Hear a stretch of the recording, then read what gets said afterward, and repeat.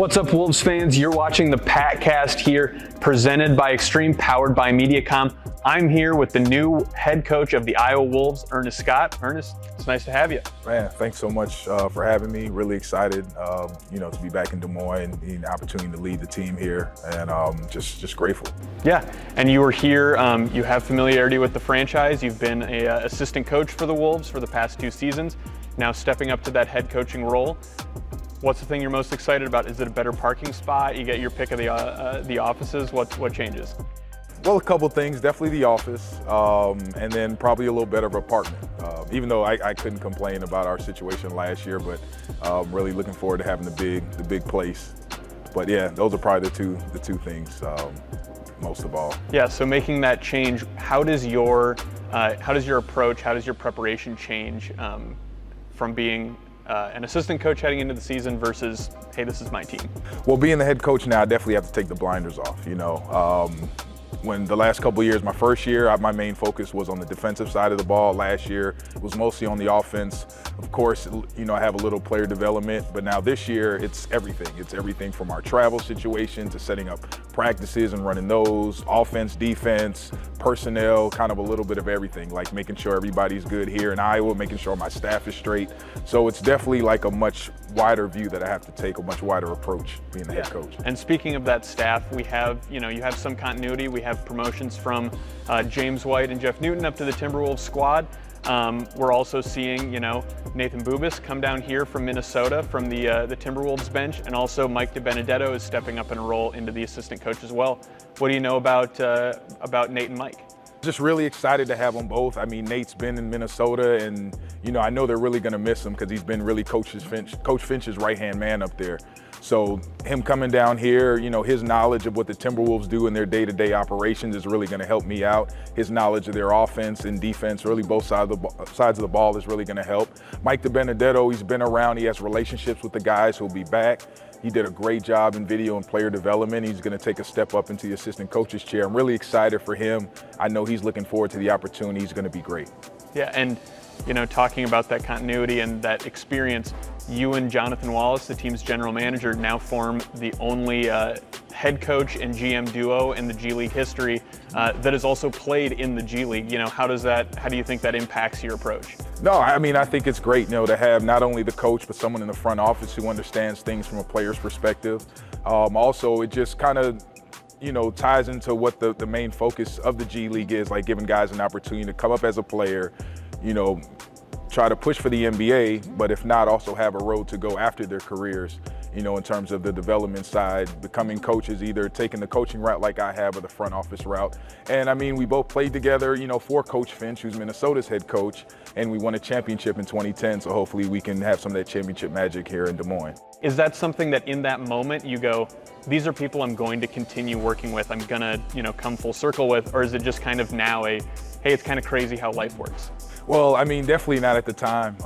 You're not thinking about that, but now looking back on it with some perspective, you realize like this basketball world is so small, and we knew like great things were ahead for Coach Finch. He was definitely going to be in the NBA. It didn't take him long. I think the second year after, he was already up with the Rockets and kind of on this path.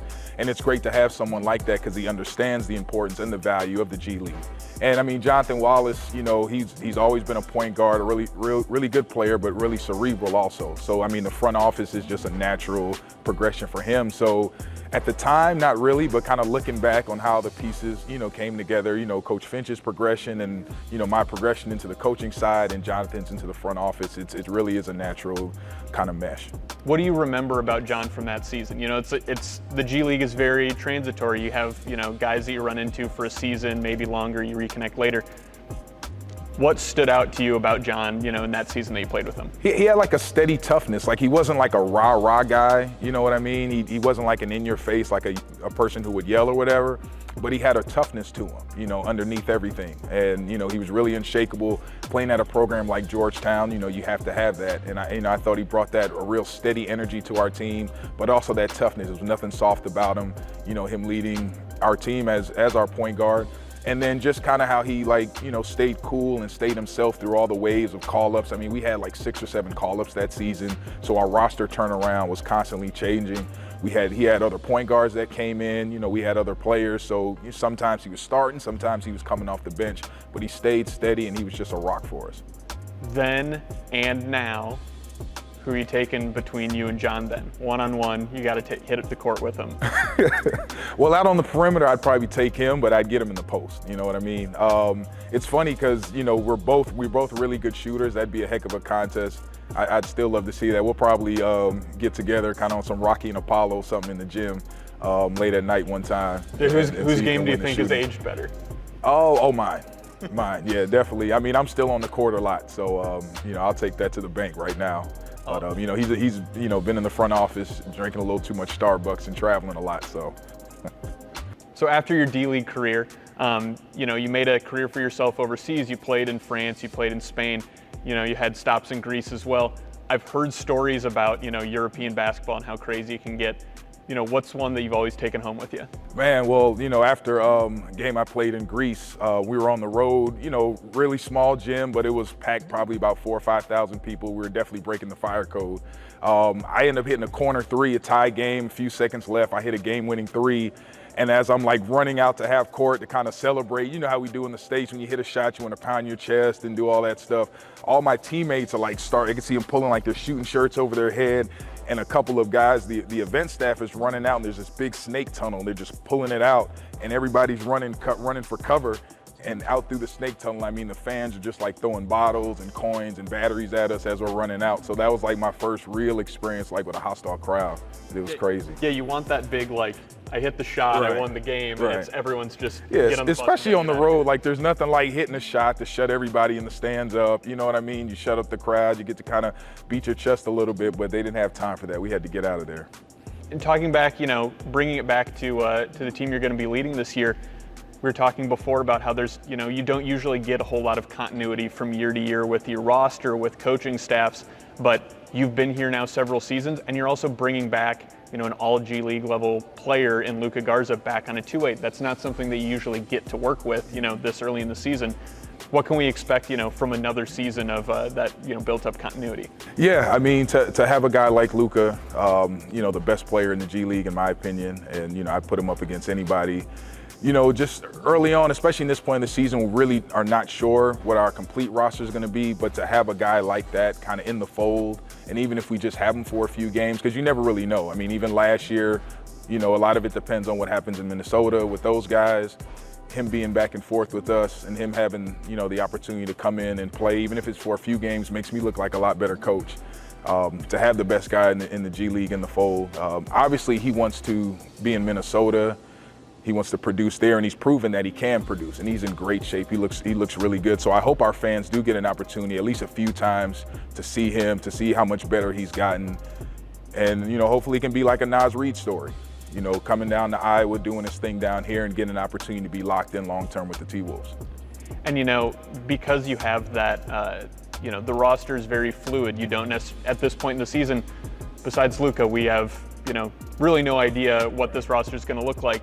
A lot of coaching will be, you know, you're kind of building around the guys that you get, but at a certain point, you're here, no other players here. You're kind of establishing what that team's going to look like.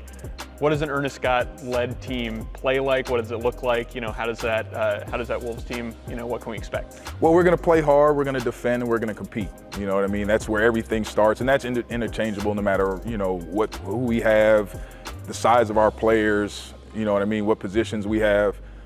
We're going to play hard, we're going to compete, we're going to get after you defensively. And we can build from there. The system is the system. We're going to do the same things offensively that they do in Minnesota. To an extent, we'll make it fit into the talent that we have here. But those three main things, that's just going to come no matter who we have, no matter what system. And that's anywhere I go, anywhere I coach in my life. Those are going to be the main three things that I'm going to focus on.